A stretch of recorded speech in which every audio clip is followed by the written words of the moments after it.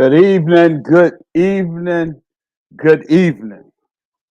I am Breon Johnson. I'm the pastor of Grace Immersive Ministries, and we want to welcome you guys to our State of America, the Addiction series. I want to ask that you like and share. Let us know you're in here. Uh, Let us know that you're here by making a comment in this section. And I'm gonna take time and like and share myself. Myself. Come on in.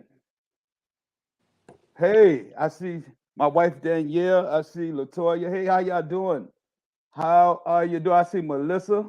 How y'all doing? We have some prevalent information on tonight. It's important. It's a family meeting. It's an emergency. It's a clarion call, and we talking about the state of America as pertaining to addiction. And we got some expert panelists that's with me, that's joining me. They'll introduce themselves in a moment.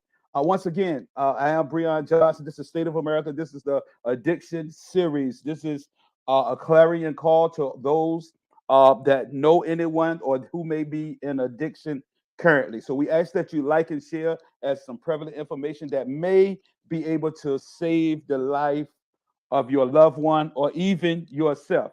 And so come in again and say hello to us, say hi, so that we can say hello to you guys, and we'll get right to it.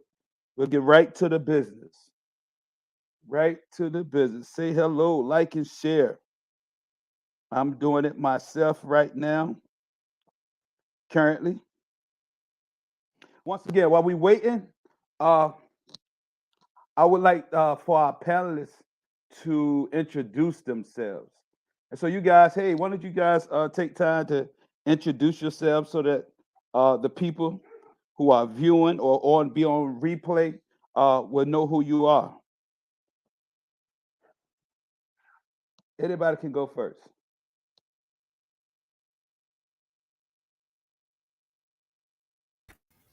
All right, I'll go first. Okay. Hi, everybody. I am Jamaica Iomeri. I am a wife, a mom, a daughter, a minister. I'm a peer recovery specialist. I'm an advocate for the recovery community within my local government and a person living in long-term recovery from drug and alcohol addiction and severe mental illness. Yes, yes, yes, yes. The next person, why don't you step up and let us know who you are? It don't look like it look like he's stuck. And so I'll introduce myself. Uh, he says no sound. He probably need to go out and come back in. Uh, and so I'm Breon Johnson. The uh, pastor of Grace and Mercy Ministries. Uh, I also work in the addiction, substance use, uh, and mental health field in Loudoun County as a certified peer recovery specialist. I'm currently I'm, soon to be taking my exam for certified substance abuse counselor. And I'm a concerned citizen. I'm a concerned citizen. I come from the background of addiction myself, and my family members. I have many family members that suffer from the disease of addiction. And as a matter of fact, uh, on Super Bowl Sunday, I had a childhood friend um, pass away to this horrible disease of addiction. This on this Sunday that just passed. He passed away, and so I want to send my condolences to my brother Derek's family, way back in Norfolk, Virginia. Um, and I want to say I tell them I love them, and we in the fight. We in the fight. And so, Harper, could you please introduce yourself, sir? Sure. Can you hear me? Yes, sir. Yeah, I'm Bryant Harper. I'm glad to be on. Been 13 years recovery from crack cocaine and powder cocaine. 11 years recovery from alcohol. Um, I'm peer certified, integrated peer trained. I drive a truck for a living, and I'm just happy to be here to learn and to grow and get some insight on my personal experience and my journey. Hey, man. Thank you. Thank you. Thank you. Thank you. And so, you guys want to know that this is a serious broadcast. We're going to share our testimonies. We're going to be vulnerable. You may even hear trauma, so it may be a trauma alert. You may hear something that may trigger some response, emotional response inside of you, but we want to be plain. We want to be clear. And want to let you know that the state of America is in trouble. It went from an epidemic to a pandemic. And the why? The why is because we're losing so many. We're doing this broadcast because we're losing so many young brothers and sisters to the disease of addiction. The opioid crisis or epidemic has spread it, just hitting every household. It's hitting rich, poor, every ethnic group, every color, every age, every social and economic people. And so it's hitting households across America. And so we wanted to speak to this cause that some may be saved, some may be delivered, some may be in recovery. And so what we expect to get out of this is a healthy conversation and some lives change, right? And so this is the State of America, the addiction series. I want to ask that you like and share, and we get into the business right now. We get into the business. First, I want to say this. The word addiction derived from a Latin term, right? And the Latin term means enslaved by or bound to. And so I want you to know all across the world, we have people, young, old, white, black. It doesn't matter. We have people enslaved by or bound to a specific drink or a drug all across America, right? And I want to read some statistics to you. I want to read some research that we had, and then I will get the panelists to comment on it. I was looking in the Pew Research Center, and they say concern about addiction has declined in the USA, even in the areas where fatal overdoses has risen the most. They say the share of Americans who see drug addiction as a major problem in their communities had declined. In recent years, even as drug overdose in the United States has risen sharply, and that's from May 31st of 2022. And so literally what they said is that the concern from addiction has decreased, right? Even though people are fatally dying, what it said is that it's not being a major problem right now. What do you guys think about that?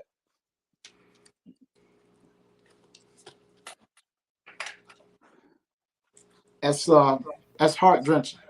Yeah. It's almost like you can't even come up with a word to describe when you say the concern has declined that human beings are dying. Yeah. Jamaica, what are your thoughts on that? I think that those statistics make the situation sound almost hopeless. It's shocking. That's shocking that it's the concern for it is declining, but the numbers of deaths are rising. The numbers of people being impacted are rising. And but the overall community is just kind of not worried about it. Absolutely. I want to say this. Once I found out my friend passed away on Sunday, what I will say is that what I realized in my own life is that it had happened so much, right? I wasn't feeling the way that I was feeling. I wasn't immediately feeling the way I felt when the epidemic first came myself, right? And I was talking to my supervisor because it started hitting me once I got to work. And I said, it's sad because it's like I'm numb to the fact that people are losing their lives. I'm becoming desensitized because it's almost an expectation of people passing away. And we're talking about people not only just that inject drugs or sniff drugs. We're talking about fentanyl and marijuana in this very area in Winchester, Virginia. I know a guy that's was smoking marijuana and passed away from that because of the fentanyl is being placed in everything. I want to read something else to you guys. Nearly 92,000 Americans died of drug overdose in 2020. This 2020, 92,000 people died. It's up from 70,000 in 2017. According to the Centers of Disease Control and Prevention, the CDC, during the same period, the rate of fatal overdose rose from 21.7 to 28.3 per 100,000 people. What do you guys think about those numbers? 2020, 92,000, and that's in the heart of COVID and all that. So that ain't even counting COVID people. This people passing away from drug use, 90 or alcohol use, 92,000 people. What do you guys think about that?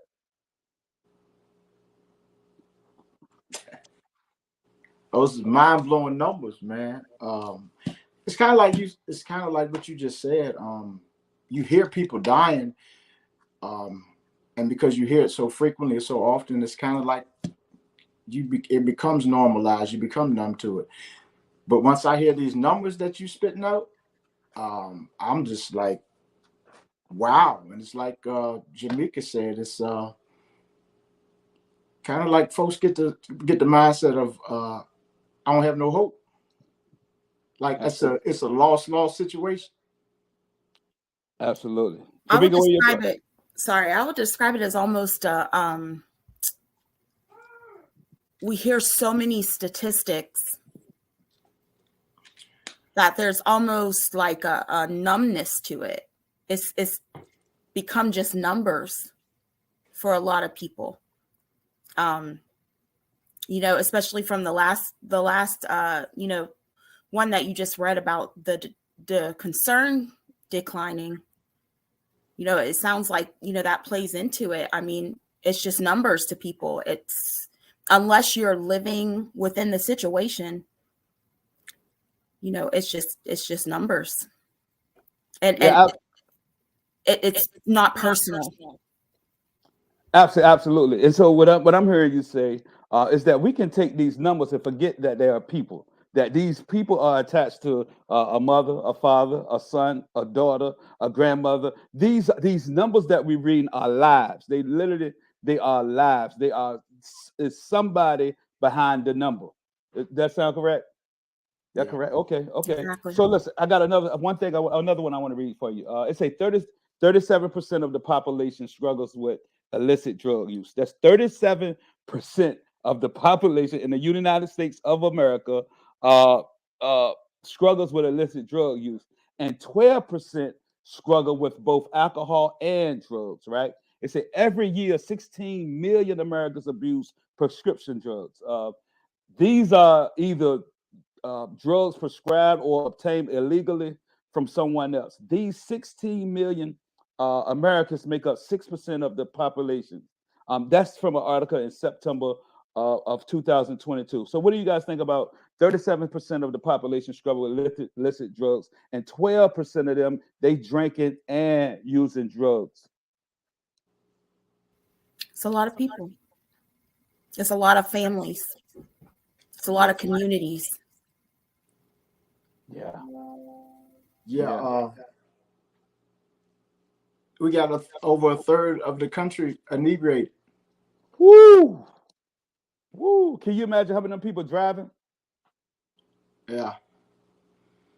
How many of them people driving? Or that you see on your everyday life? They're at your daycare. They're taking care of your kids. Or they driving you in your Uber. Or they flying their plane, right? They drink it and they flying your plane. Or, they preparing your food, right? And so can you just picture the amount of people using drugs and you coming in contact with them and you don't even know it? They providing you a service in the community.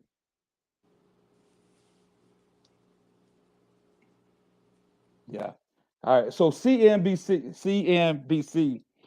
this is what they say. They say America has spent over $1 trillion fighting the war on drugs, right? 50 years later, drug use in the United States is climbing again. And so I want you to know that June of 2021, it marked the 50th anniversary on the war of drugs. And so we have spent over $1 trillion in fighting the war on drugs. And this 50 years later, right, drugs are climbing. What are your thoughts on that? 50 years later, $1 trillion spent. Yeah. Mm-hmm. Where the money go? Something was wrong with the approach. Yeah. That's what that tells me. Definitely. So we're not doing something we're not doing right, right? something we not. Where's the money going? Something we not doing is not right. All right, and so I want to make some key points. And so I told you that June 2021 marks the 50th anniversary on the war on drugs, which was really a war on a set of people. And it wasn't one of the drug. It really wasn't a war on drugs. It was on a war of a specific group of people, right? We could tell that by the jails. It said since 1971, America has spent over $1 trillion enforcing this drug policy, according to research from that's the University of Pennsylvania. The war on drugs has done more harm. This CNBC, the war on drugs has done more harm than good, according to many experts. The war on drugs have done more harm than good, right? That's what it says. That's sad. I'm gonna read two more and then I'm gonna get your thoughts. It said, despite the fact that the federal government is spending more money on drug enforcement than ever, drug use in the United States is still climbing. And so we spending more money than ever, and the problem is bigger than ever, right? Not only that, we got racial biases, right? Mass incarceration. It's profoundly impacted the people of color, filling the jails with them. And so, what are your thoughts on any of these things that I mentioned? Yeah, It's a really sad state of affairs. Yeah, and that a particular demographic got the target on. It's apparent some of that $1 trillion didn't come to that demographic. You sound right. Well, it went to housing them.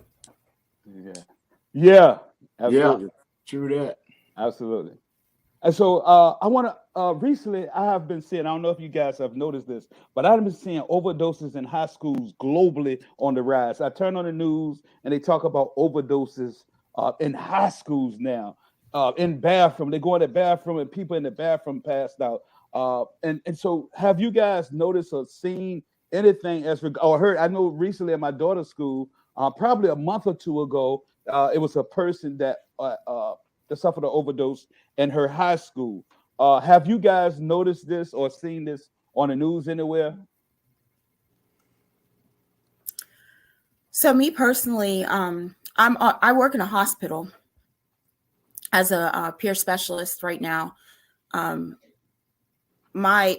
people that I'm targeting are people who are addicted to opiates. And recently, we have seen an increase in younger people coming in here. So I'm in Martinsburg, West Virginia.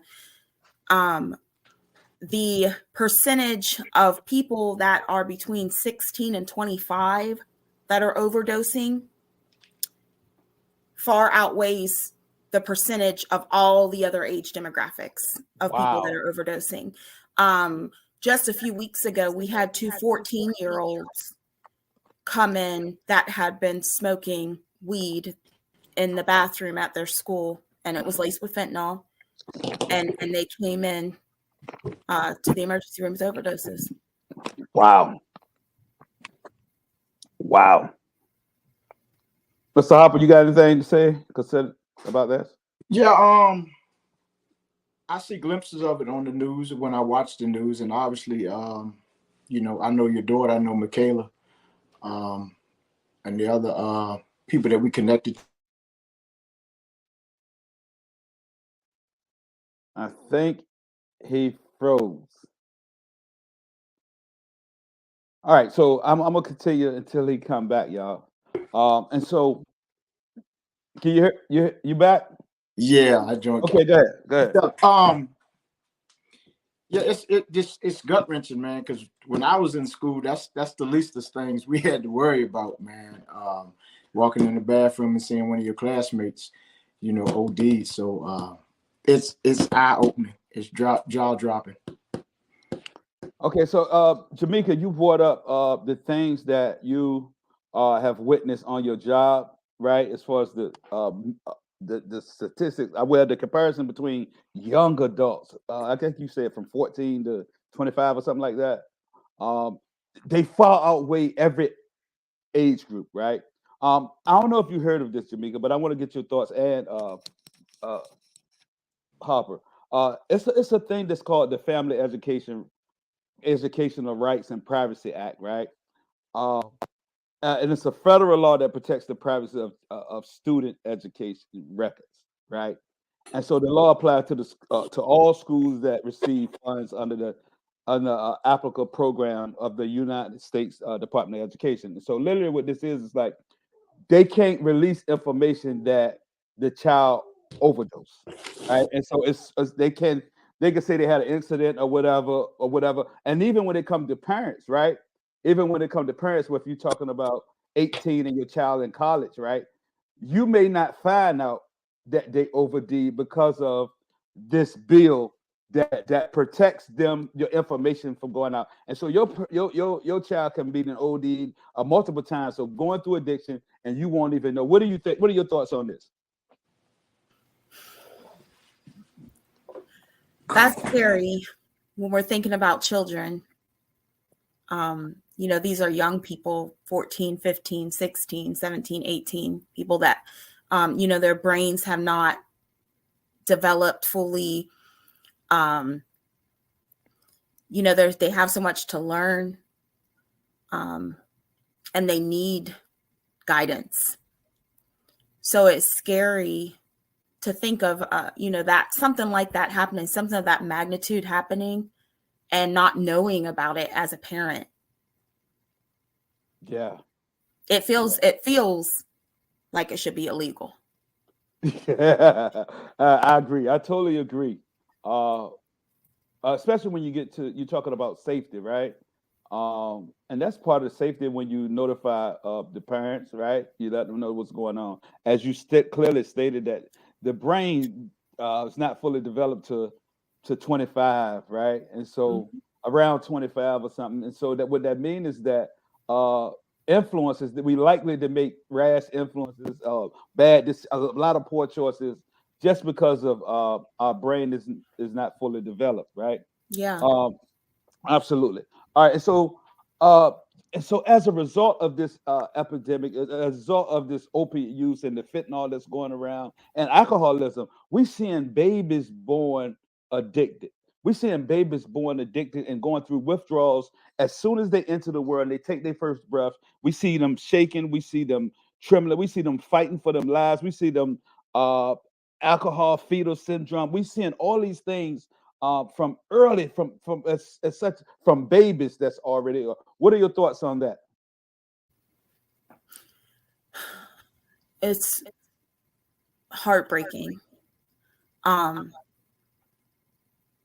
I've worked alongside some of the mothers that this is happening to, that are going through this, that their babies are going through this.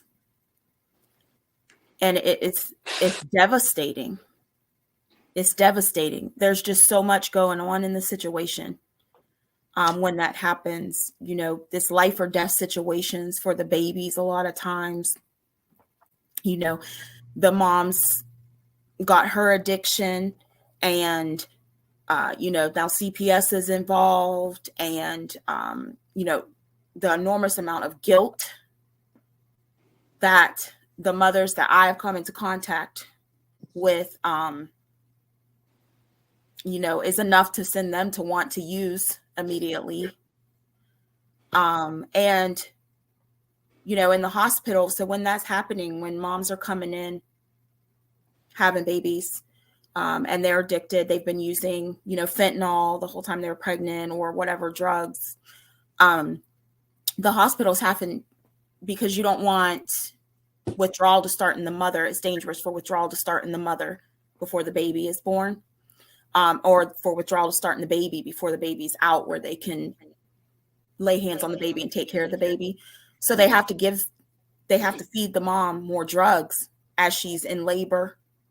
They have to feed her opioids. Methadone? Yeah. Fentanyl, oxys. Yeah. They have to, so they can't start those kind of treatments like the Suboxone or the methadone. You have to be to a certain level of withdrawal before you can even start that. Yeah. And so they have to keep the mom high. Yeah. And that measure that by cows, right? They got that cow system. A cow score. Yeah. Yeah. Okay. So Brian, we're talking about babies being born to alcohol addiction and opiate addiction. Do you have something you want to say on that?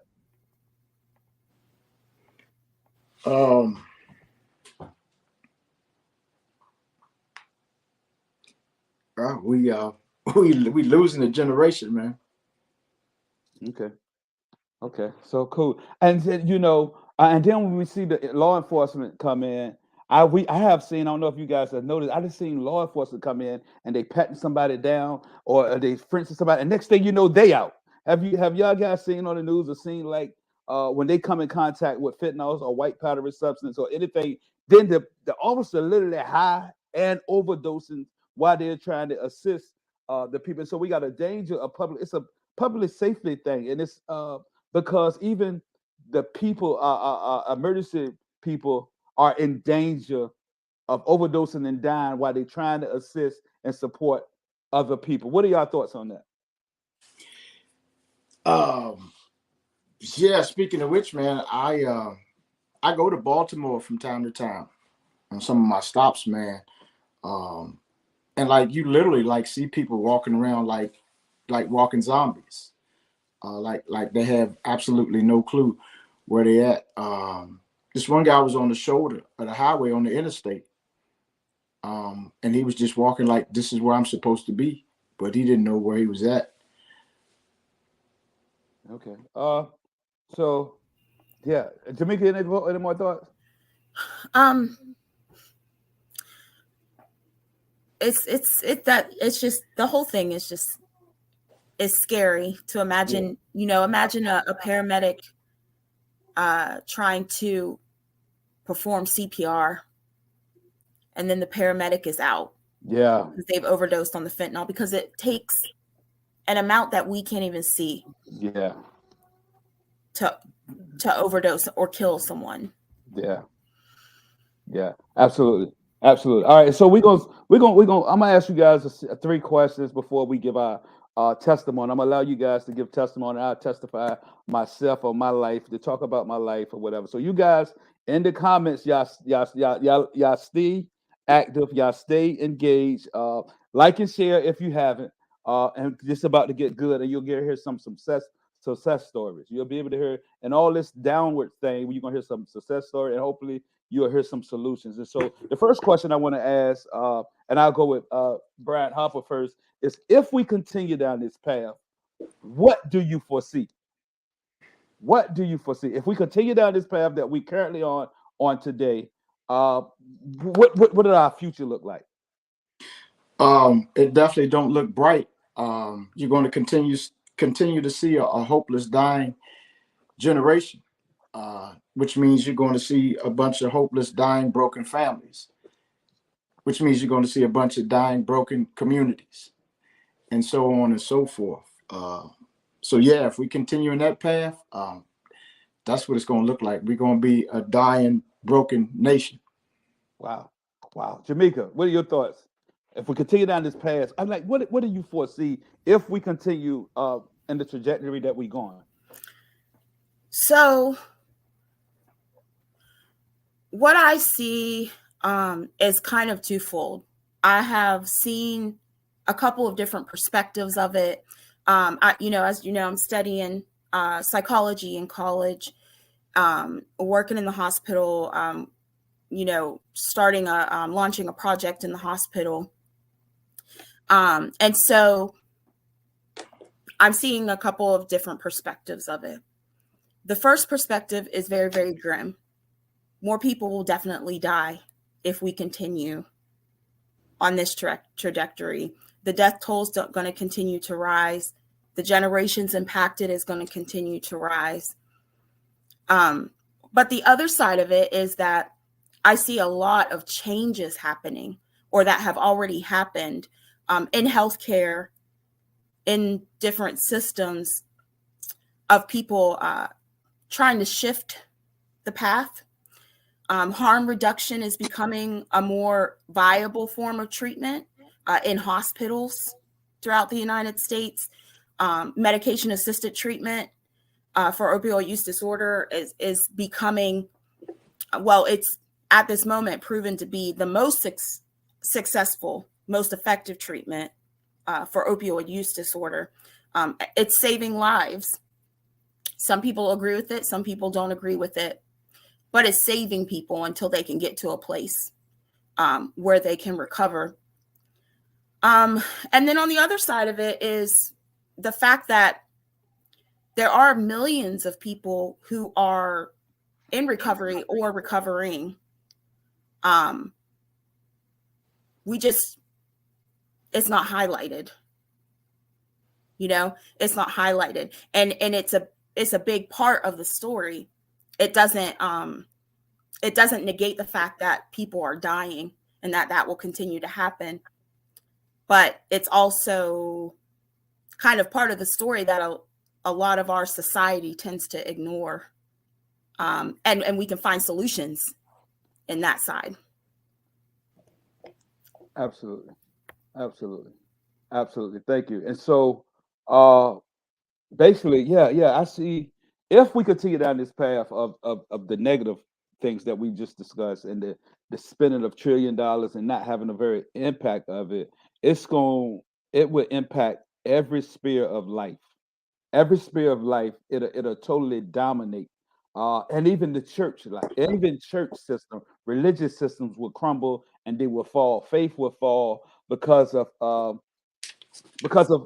so many people dying. It'll be more mental health increased, right? I believe it'll be more mental health increased, more as a result to grief, trauma, and death. And so,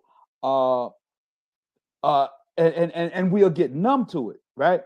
We'll get numb to you. When I look at how long we've been fighting cancer, right? I think it's a problem with that. I'm like, well, why we still got people dying of cancer? And so this addiction is a cancer. It is a disease. And for me, if it don't get better, it's gonna be just like cancer. People, it's just there. It's just there, and we're gonna continue to pacify it, right? We're gonna continue to pacify it. It's gonna come a norm. Right? People will be desensitized, and it'll be just a daily current event of, oh, okay, like nothing, and we'll fall more as a result. Ultimately, we'll fall more away from God if changes are not made. That's what I think. And so, can you tell me? I'll start with Brad. How did we get here? Like, I want to know. I want to know if you got any answers, man. Tell me, how did we get here? How did we get here? How did we get to this place where listen, mothers are burying their children, mothers are burying their babies, right? I've seen a couple places where children 3 and 4 overdoses. They taking packages to school, they overdosing. We got 3 and 4 year old overdosing on fentanyl, right? And so my thing is, listen, we got doctors ODing, we got lawyers ODing, we got police ODing, right? It's hit every aspect of how did we get here? How did we get here? You said we're getting further and further away from God. So we've kicked God out of everything. So when you kick God out of everything, that means he ain't in the hearts of people. But if he ain't in the hearts of people, then my concern for people ODing is going to decline. People got a lust for power. They got a lust for greed. They got a lust for positions. They got a lust for titles. They got a lust for prestige. But they don't have a hunger and a passion in the heart for humanity. And if you kick God out of everything, then that opens the door for, like you say, darkness and everything it entails to come in. Yeah. Tamika, this is one of the questions that I rumble with, and I rumble with it every day because not only do you and I work in this field, we have family members, we have church members, we have just people that we know all around of us that have been impacted by the disease of addiction, right? And so, Jamika, I want to know, like, how did we get here? That's a big question. That's a big question. On the scientific side, a lot of studies show that this epidemic that we're in now began with doctors overprescribing pain medications. A lot of people that are, I'll say, like my age and the age above me, are the people who are in that generation where it became common. You could just go to the doctor and get meds. You could say your leg hurt. The government was pushing for, the pharmaceutical companies were pushing, let's control pain, throw these pills at people. Now those people, like we're those people getting up there in age, but a lot of people have been exposed to this and addicted. Man, at work, I see so many, it's a lot of young people, but I see so many older people, like 60, 70, 80 years old, coming in addicted to opiates. And they've been taking them since 1960 something. Wow. They started with pain pills. Then they just kept taking them. The doctor's been prescribing them to them for 20 years. Doctors was one point, there was a lot of big busts where doctors were off the rails. Like, people could just come in with money. You didn't have to say you had anything wrong with you. They were making bank off of it. So this has been passed down to the next generation. Children watching their parents using, watching their parents overdosing, watching it portrayed in the media and on the news, in the music. It's become a normalized part of life. People think it's normal, like it's okay, especially children who don't know or understand, without realizing the trauma that they're actually living through and that they're putting their children through. The children don't realize the trauma they're living through, trauma that increases their likelihood that they'll grow up and become addicted to drugs and alcohol. And so people who are already predisposed are exposing their children who are also already predisposed. The drugs are getting more dangerous. The synthetically made drugs that we have now, that's what's killing a lot of people. But they're also more readily available. They're easy to get. They're easy. Kids are getting these drugs. Children. That's how easy they are to get. So people have accepted this as a way of life, kind of going back to that statistic that you gave us near the beginning. The concern is not there because it is what it is, right? Yeah. And here we are. And you mentioned, one of the things you mentioned was Big Pharma. Yeah. In the 1990s, we seen where Oxycontin came very prevalent, and when it was marketed, they was calling it like a miracle drug, and they knew exactly. We seen them settle the lawsuit for a lot of money, but the impact that they made, and the FDA approved of this, right? And then, they approved of this drug, this powerful drug, not for just cancer patients, but if you had a toothache, right? It was given to you. It was easy accessible, easy attainable. Wasn't too much knowledge on it, right? And so Purdue Pharma, right? They pushed it out there. They generated a lot of revenue because of that, right? And that's what the sign in the hospital is. How you feeling? They got the sound with the frown and the smile. 1 to 10, how you feeling? And so if you feel the 8 or 9, you can get you some Oxycontin, right? The thing about that sign is that, and people doing the survey, is that that's how hospitals get money back, right? That's what I found out working in it. I found out that, like, satisfying the person, giving them what they want, and them doing the survey brings money back to them. And so what I see is that they didn't even consider the lives that would be impacted, and they knew that it would be impacted. They didn't consider the children that would be addicted or nothing like that. And so, yeah, and that's big pharma, right? That's crazy. They knew that. But also, I think it was the breakdown of the family, right? I think it was the breakdown of the family. The family used to be closer. Family used to uh, eat at the table, eat dinner together.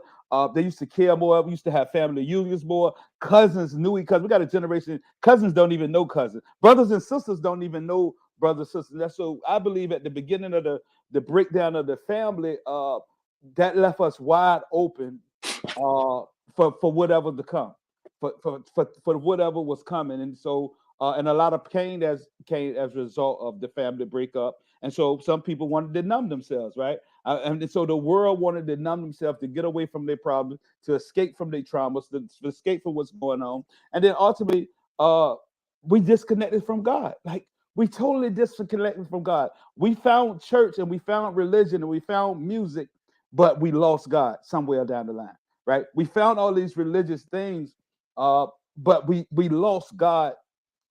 We lost God down the line. And I think you hit on this.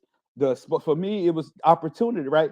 Pain meet opportunity, trauma meet opportunity. So it's the exposure of it. It's normalized because I know cousins, they do it across the street. They do it around here. They do it around here. And so now I'm in this environment where it's normalized. It's not seen like it's really wrong because everybody kind of do it. And I got some kind of pain that I want to know. And then we got the generational curses, what you're talking about. We pass down from generation to generation. Our kids witness us go through these negative habits and cycles and patterns of addiction. They witness us. They see us. They see us up. They see us down. They see our attitude change. We lose. We sell some of their toys. We go to jail. And so our kids see this, and then in return they suffer a lot of pain. All right, and so this is our last question before we get to testimony. Hey, y'all in the comments, y'all better stay. We getting in it. We about to get to the testimony. It's going to be real good. All right, and so this last question, I want to know, what is the church's responsibility, if at all? I don't know if you consider the church having responsibility in this, or should they be in this war on drugs? This war on drugs. But what is, if any, what is the church responsibility in all of this? Mr. Harper, do the church have a responsibility in it? Yeah, we got the biggest responsibility. The biggest responsibility. Absolutely. Yeah. I mean, you guys know if one member in your family is addicted, then the whole family is affected. Yeah. So we got to get information. I can't have the attitude, well, it's not my problem. Yeah. It affects everybody in the household. It affects generations. Yeah. For me, like I try to get as much info as I can. Training is available, things of that sort. And like you say, man, the church, this Western world, we got to get an understanding of why the church was birthed, and to come out of the four walls and to go out into the communities. And we're supposed to be impacting and influencing people based on some of the things that God has brought us out in our experience. And being a light in the dark world, man. And that's not religion, that's life. And you said earlier, if it doesn't change, then it's going to affect every sphere of life. Well, if the church stands up and take its rightful place, we can affect every sphere of life. Absolutely. Jamaica, what are your thoughts? Church, what they got a responsibility? Do they carry any weight to this, or should they, or no? We carry a huge weight. God's people carry a huge weight. Who is it that I always hear say that we're hope dealers? Misty say that. Yeah, that's something that I've heard. I've heard in different places, but we have the responsibility to not only provide hope and support, but I think a shift of focus is in order as well. One thing that I have found in my studies is that, I know we often say recovery is possible. That's something we say a lot. But the truth is that it's not just possible, it's actually probable. If we look at the whole big picture, recovery is probable. More people recover or are in recovery than anybody realizes. Our society focuses, as a whole, we focus more on the problem than the solutions. We sensationalize the problems and we minimize the solutions. And because of that, we as a whole, we often miss the move that's happening right in front of us. I read an article that was published on January 15th of 2022 by NPR, that's the National Public Radio. And the title of the article was, There's Life After Addiction, Most People Recover. And the article started out talking about how in a 12-month period between, like, after the time that you were talking about in your at the beginning to 2022, 101,623 people died of an overdose in the United States that were reported. But then it goes on to talk about studies that have found that around 22.3 million people are living in recovery in the United States. The CDC has reported that 3 out of 4 people with a use disorder survive and recover. That's 75% of people who have a use disorder. The numbers are huge of the people that are dying, but the numbers are huge of the people that are surviving and living. Hope is there to be found. But the focus and perception in our culture is that people are dying, people aren't getting better, and it paints a hopeless picture. It paints a hopeless picture for people. And the truth of the matter is the situation, if we can shift our focus, the situation can be turned into a hopeful situation. And it doesn't, like I said, it doesn't discount the amount of people that are dying. It doesn't take away from how tragic and how impactful it is, this amount of people that are dying. But we can't ignore the amount of people that are living and building lives, getting their families back together. Millions of people that have the potential to be beacons of hope. That's why we're here. That's why we're talking about this. People that we work with, our family members, like you mentioned, like the cashier at our stores. We pass people on the street every single day who are living in recovery, who have fought this beast and won. Some we know about, some we don't, but society would have us to believe that we're facing a hopeless situation. And so that's why I believe, that we're here, we're doing this live. And a huge part of what I believe can be done to change the direction of how things are going is to shift the focus on the way that the system is changing, how and what is working for people, giving people who feel stuck in addiction, giving them hope that this can change. Sharing our testimonies is a huge part of it. People who are in recovery or living recovery, sharing their testimony of how they've changed and what worked for them, what didn't work for them, walking alongside other people who are attempting to gain this same thing. We can show people who are stuck and have fallen into the false notion that there's no hope for them, that they're lost causes, that they're destined to die. And that's just not true. According to the word of God, that's not true. There's hope. People were born destined to live. And we can give them the truth that they can live. There's a way.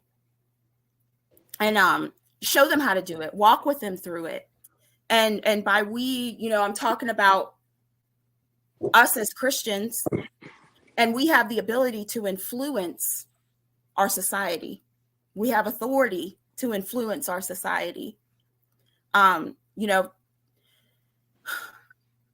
Becoming involved in our communities, as we all have. I know you were in the newspaper a couple of times. I've seen you in the newspaper sharing your story, talking about how you've recovered and, the things that have worked and things like that. So outlets reporting the availability of services, the success rates of recovery that are happening, people advocating like we all are, reducing the stigma of having a substance use disorder, the stigma of seeking treatment for one, and, the stigma of different pathways. And, we can't ignore the problem. We can't ignore the people who are losing the battle. But we have to shift our focus on how the battle can be won. Shift our approach. The Bible talks about the kinds of things that we should think on. What's true, what's noble, what's right, pure, lovely, admirable, praiseworthy. The Bible talks a lot about shifting our mindset, shifting our thinking, shifting our focus. As Christians, we have to keep our focus on God. And that shifts everything else in our lives. But in that, we can help shift the focus of this crisis that our country is in, and change. I believe we can change the direction of it.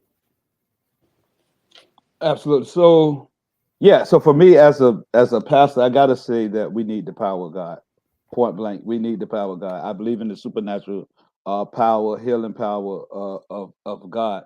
But I also think that we need practical applications, things that skills we can do. We need psychoeducation and all of that things. We need to know when it's above us in the church and when to refer out, when to refer to somebody else, some treatment, some therapy, or whatever. A lot of times, most churches have things against therapy, counseling, and all that. But I believe in counseling, therapy, and deliverance, right? And so I think we need qualified leaders in the church, right? I think we need to talk about it. We need to be authentic, right? I think we kind of push it to the back burner, and don't face this thing, this giant. Kind of ignore this giant because of the stigma that's attached to it. And so we definitely need awareness. We need the power of God. We need qualified leaders. We need counseling, delivering, and like we did, we develop a care ministry. We train people within the church. Have a number of people that know how to share their testimony, know how to listen, know how to know the resources that's in the community, right? And know what community mean. And so when we do that, we can change the direction, I believe, by repenting, by converting back to God, by repenting. You cussing? Oh yeah, by repenting, you know what I mean. We turn from our wicked ways. We pray, right? Put our face to God, and then I think we can be healed. Our land can be healed, and so that's what I believe. We also got a prevention. We don't want to be behind the ball. You want to prevent some things to happen, right? Break some generational curses, some transgenerational curses, and things like that, right? Just be aware. Training, and the power of God. I'm not negating the power of God at all, but I think the church has. But so many people been waiting on their healing and they haven't received it, and they died waiting. What if they had the practical skills and the education to occupy? That's what occupy means. To occupy means to be doing something until they get their total healing. You know, what if that? And so, listen, this testimony time. I'm gonna jump to testimony time. I got something for y'all. Jamaica, I'm gonna get you to do your testimony first, right? But I want you to look at something right fast, okay? Let's look at something, and then it'll go on you.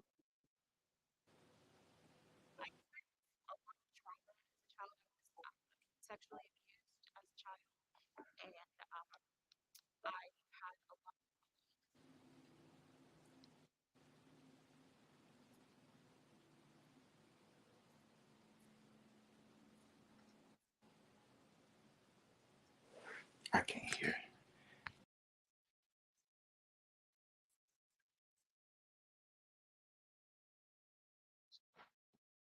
Wow, were you able to hear that?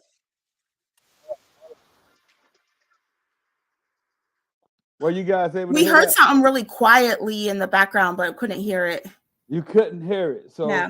I heard him whispering. I can't hear it. Yeah, he I think he thought he was the only one that couldn't hear. I just tried it. Hey, look, let's try this again. Okay. Let me just try it again, and let's see. Could you see anything? No. No.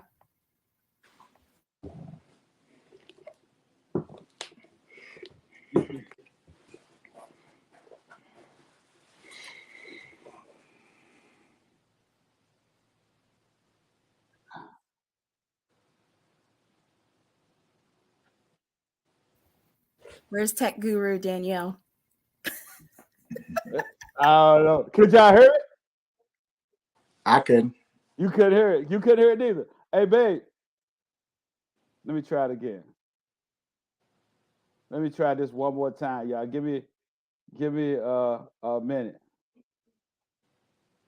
Huh?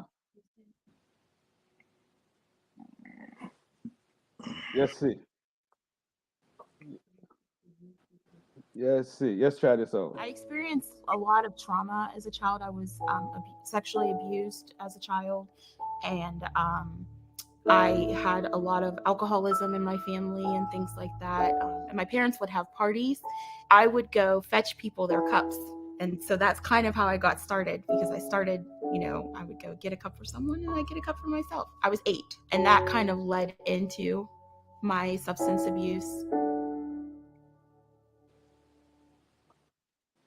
Absolutely. So, all right, it's on you, Javika. Yeah, so you basically got me started, huh? Like you saw in the video, I began by watching my family. I grew up in a very close family, a large family, lots of aunts, lots of uncles. On my mom's side alone, there was like 14, 15 uncles and aunts, lots of cousins. And I grew up watching, drinking, smoking. It was common in my family. It was a normal thing. Most of the adults did it. My mom and my grandma on my mom's side are the only adults that I never saw use anything, or, and knew that they never used anything. So, I started when I was 8, sneaking drinks at the family, sneaking drinks at the family get-togethers. And I was also at the time experiencing different forms of trauma, sexual trauma, and the trauma that comes with, I realize now watching family members live through addiction. Then when I was 14, I started smoking weed at school with friends and stuff like that. And then when I was 16, I hurt my back at work. And my mom took me to the doctor, and the doctor prescribed me Vicodin. He prescribed me a lot of Vicodin. Like, he went on, I just kept going back and saying it hurt, and he just kept giving me Vicodin. Those ran out. I started using other people's meds that weren't mine. Then I started getting, buying meds, stealing meds, and narcotic pain pills. That led to illicit drug use, like street drugs. And all that, throughout all that time, I was suffering from mental illness that was getting more and more severe, and alcoholism. I was drinking a lot too. And I entered into a spiral. Looking back, it began from the time I was a little girl, and it just continued for years until I was 33. And I stayed in that spiral. I had kids in that spiral. I experienced overdoses. I lost houses and, possessions and jobs, relationships, everything. And I eventually got to the point where I literally lost everything. I lost my house, my job, my kids. I went mentally insane, and was homeless. And so that was a long process of spiraling and my kids experienced trauma throughout that whole process. And it affected my whole family. And then throughout that time, when I was about, gosh, I don't even, I guess I was 33. It was the year that I was 33. It was 2015, September 2015. I had this moment. God touched my life in that moment. And I, up until that point, had been numb. I was like a shell of a person. I don't remember the majority of that point of part of time, but people have talked to me about it, told me about it. I was looking through people, like people would be talking to me, and I couldn't even comprehend or interact with people the way that I had been before. And so I woke up on this morning in September, and something was different about me. My thought process was different. And God literally snatched me. He snatched me back from, I was headed towards death. I had already died earlier that year from an overdose, and been brought back to life, was in a coma and on life support for 8 days. But I was headed right back to the same place. And he touched my mind and changed my mind. And I saw hope in the situation. And I had all these services that were court ordered because CPS had taken my children at this time. And it was stuff that I hadn't been participating in. But literally from that day, like I woke up, I started participating in my services. I started eating well. I got a trainer. I started taking care of my body physically as well. I was going to therapy. I got involved in my intensive outpatient therapy groups for my substance use disorder. And I just threw myself 110% into my treatment. But really, I started praying again at that time too. And within months, I had weaned off of, at that point in time when that epiphany first happened, I was taking 9 psych meds a day. I was taking 13 pills a day to control my mental health symptoms and to control my substance use disorder, the side effects. I had weaned off all those medications within 6 months with the help of my doctor. And with my therapy, I was, implementing things I was learning in therapy in my life. And I started getting my life together. And I got myself a place. I met my husband, and we started building a life together. We got my oldest son back, and then we got the other kids back out of foster care. We got custody of my other 3 children, and we built a life. And then in 2018 is when I did my training for a peer recovery specialist, and I was applying for jobs, and I ended up meeting Breon and ended up going to Northwestern. And then I was eventually introduced to Grace and Mercy Ministries. That was another time of epiphany after epiphany, realizing the power that was within me, like that God had placed in my person to be able to overcome these things, to go further than I ever even imagined that my life could go, to have impact in this world, godly impact in this world, real impact, really changing things, people, systems, the world around me. I came into that realization at Grace and Mercy. And so, it's just literally been the sky's the limit since then, literally. Now I'm going to school. I'll graduate with my bachelor degree in psychology in August. And I plan to go on and finish my master's. I believe God has a plan in that for me. Like Breon was saying, we need people that are trained in the church. And, I believe that's part of my calling.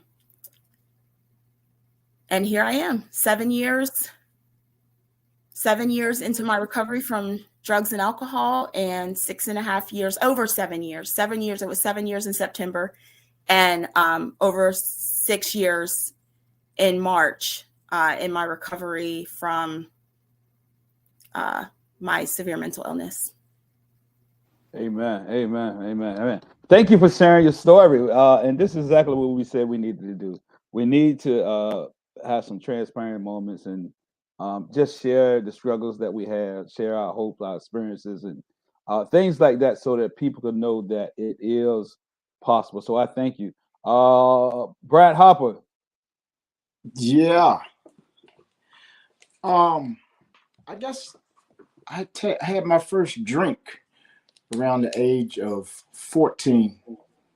I got drunk for the first time at the age of 16, and then pretty much from 18 on up to 42, pretty much got drunk on a consistent basis. I really didn't start using coke or crack till I was around 30. I think I started using cocaine. I liked it. I liked the feeling it gave me. It gave me a sense of power.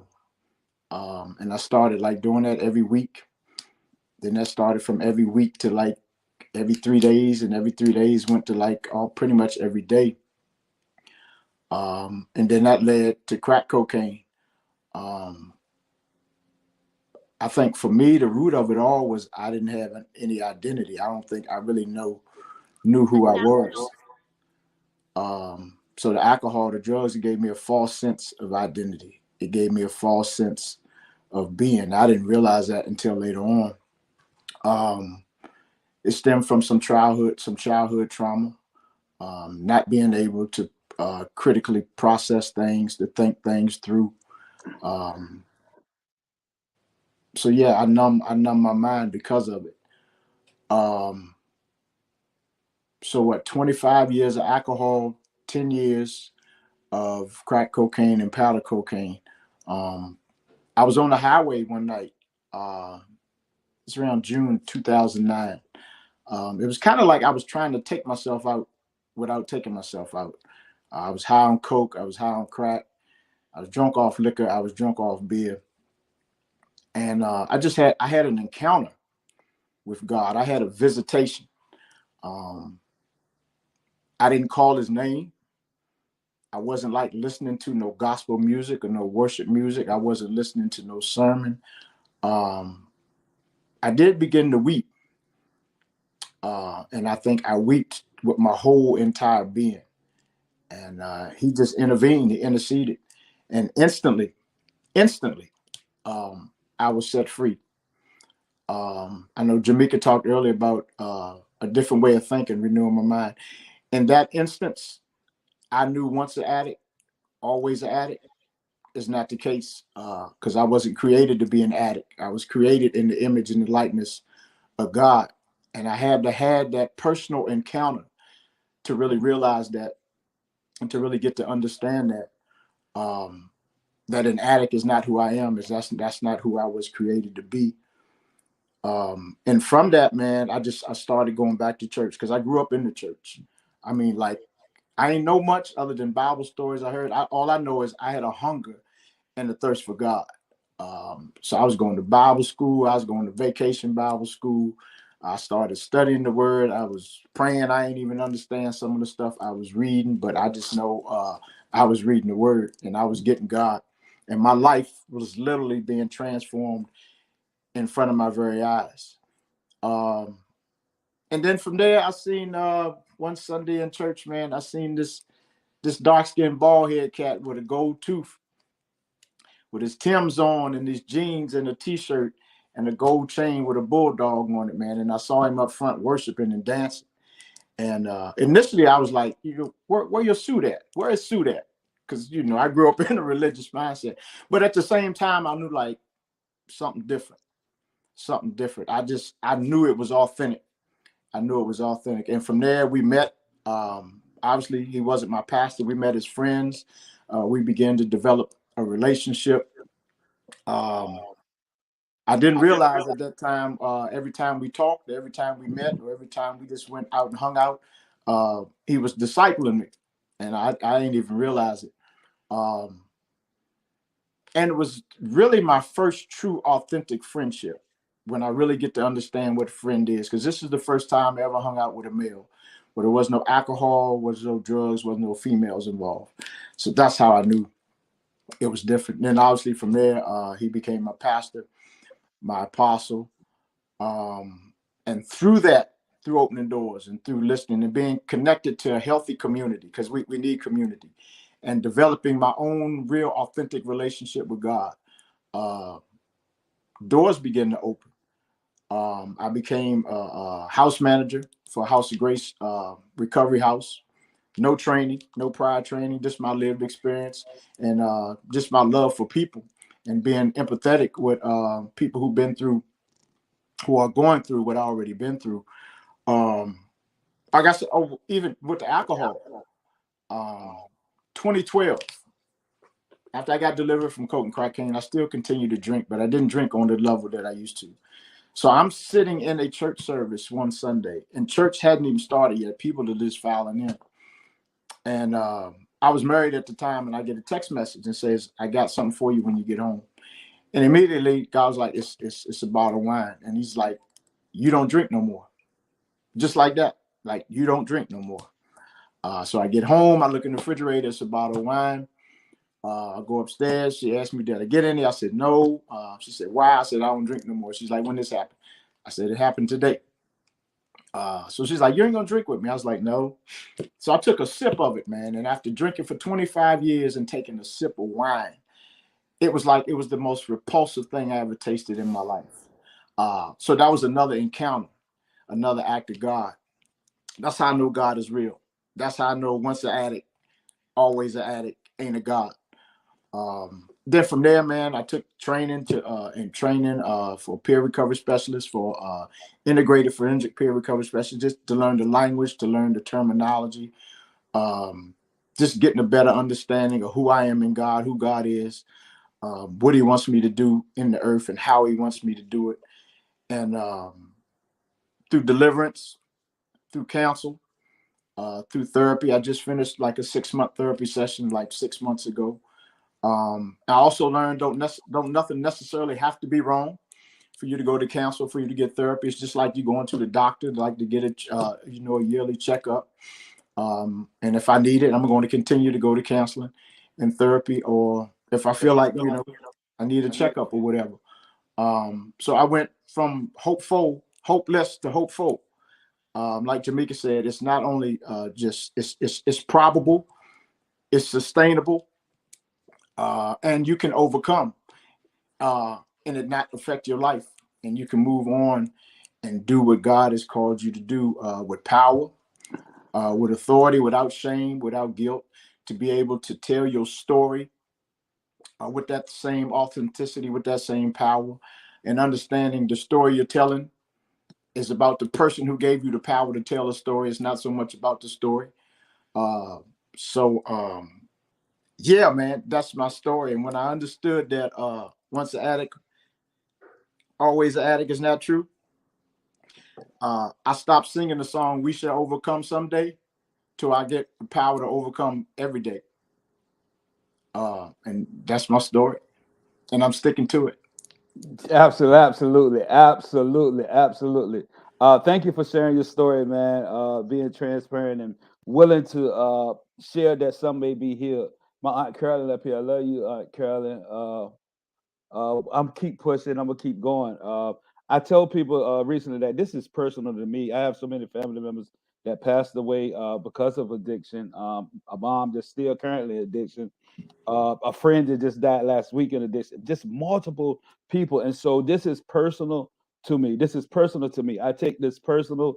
and I'm willing to go to the gates of hell, in the pit of hell, to show people the way out. I want you guys to check out something, and then I'll give a little bit of my testimony. I don't want to do too much, but y'all check this out.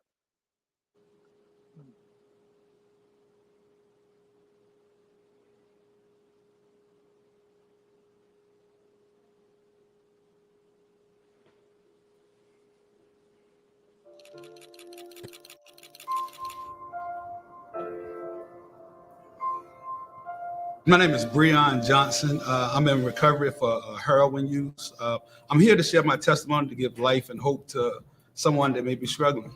My daddy used heroin for a number of years. In Vietnam, he started using heroin. He was addicted to heroin when he came home. Around about 89, heroin hit our community in Norfolk, Virginia pretty hard. I started off with drinking marijuana, sniffing cocaine. Drugs give me a temporary escape. You know, a lot of people say you hooked to heroin or you hooked to coke, but I was hooked to a feeling. I was hooked to leaving a place, not facing responsibility and reality. A person don't wake up and say, I'm gonna be a dope fiend. You know, I wanna be an alcoholic.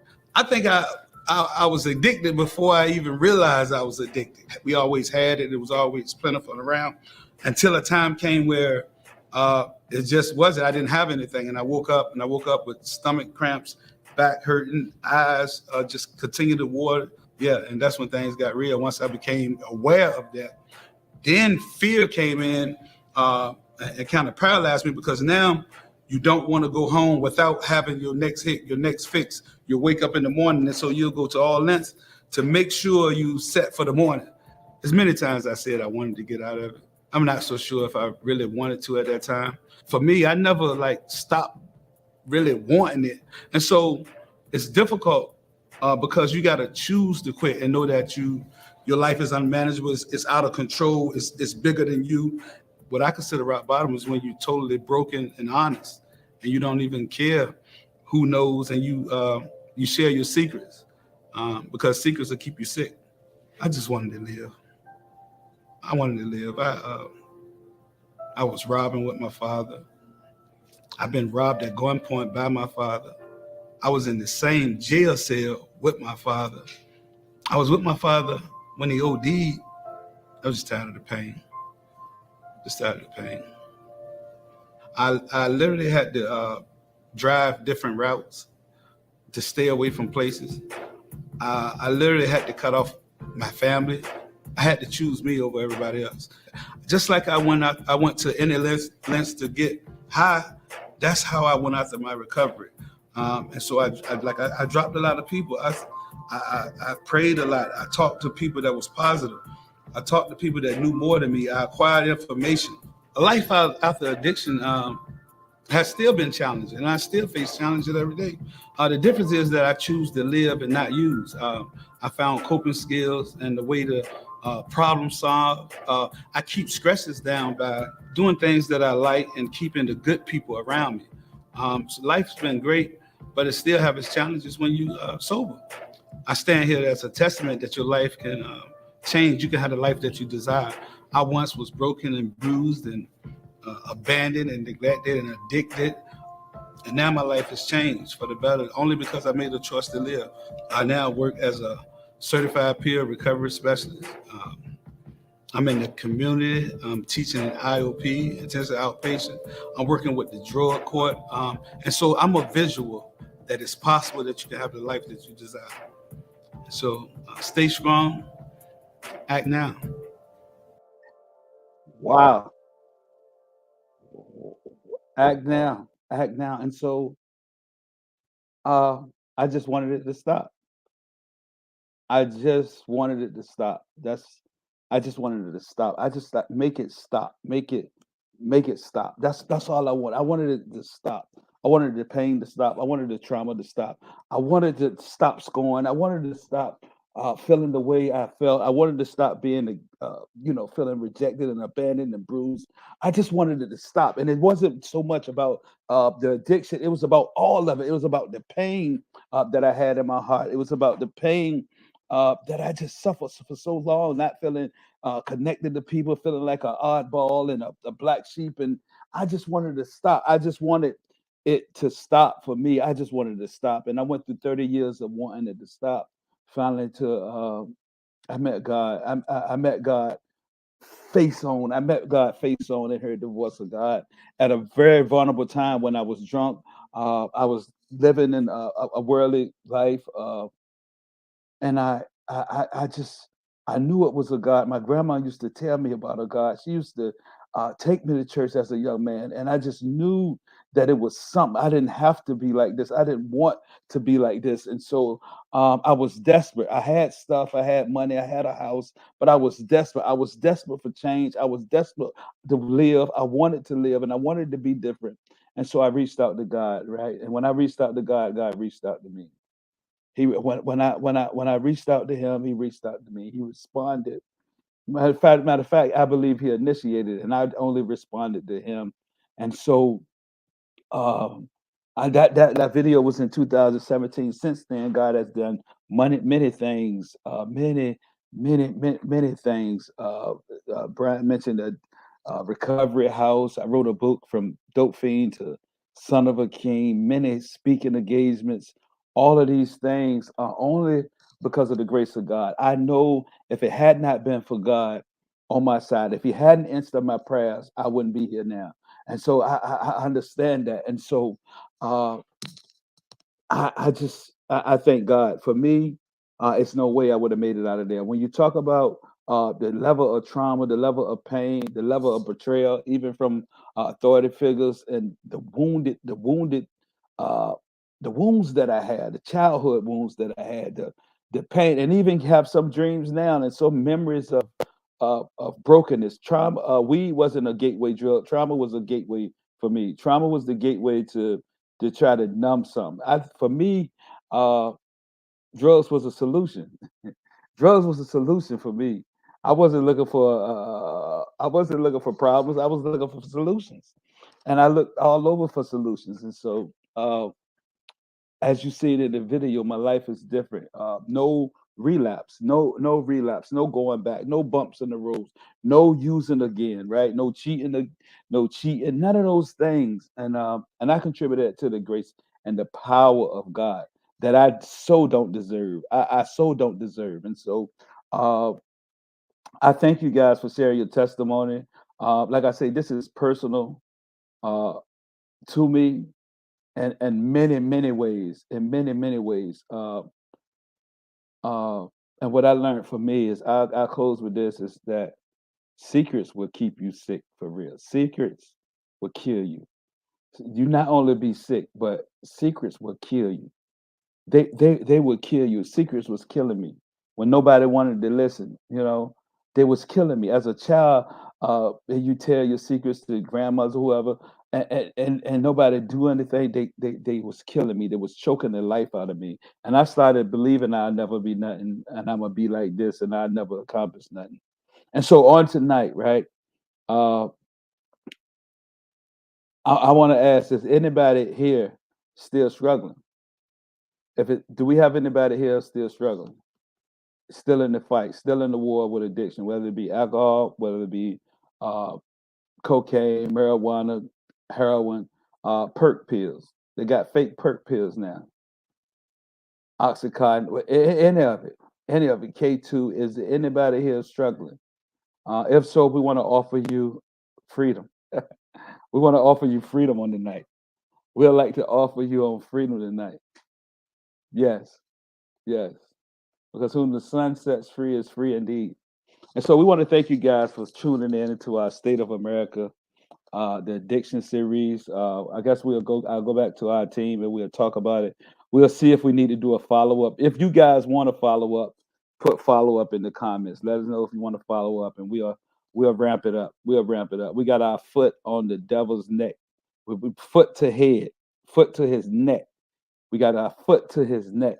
And we plan to free not only ourselves, but to free our loved ones, to free our children, to free our family.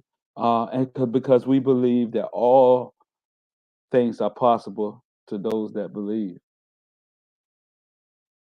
Okay, I don't see nothing. So if you want us to follow up, put it in. We thank you guys for tuning in. My auntie say follow up. That's my dad's sister in whom he loved.